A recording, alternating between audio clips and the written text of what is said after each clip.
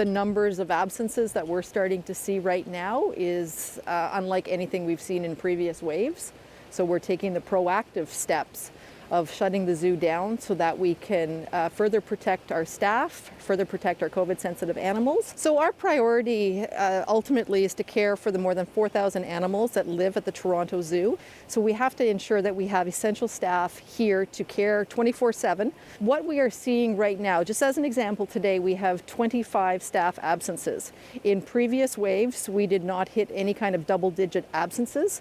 So we have taken the proactive steps of closing the zoo so that we can further protect our teams. And because of that, necessary changes are being made to get more staff trained in animal care. We do have some staff who in previous waves of COVID were also redeployed into wildlife care areas. So they're just going through some refresher training.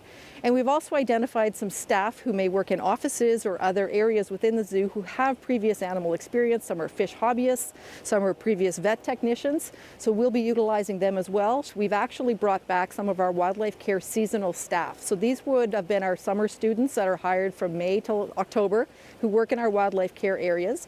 To the best of our knowledge, this is the first time we've brought them back in the winter season, so they're already trained to work in wildlife care. How does closing the zoo make that all easier?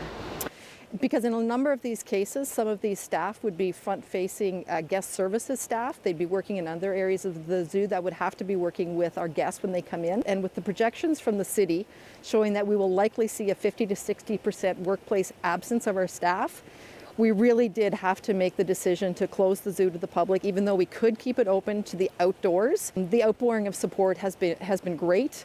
And we will continue to provide virtual programming as well. We do have some free virtual programming every day on Facebook Live, as well as paid virtual programming for educators, for families, for individuals, because they want to do those virtual tours even though they're at home. They still want to have that zoo experience. Well, right now, the tentative reopening date for the zoo is January 27th, but that will be reevaluated on a daily basis. For a link to all the daily initiatives, you can go to our website, citynews.ca/extras.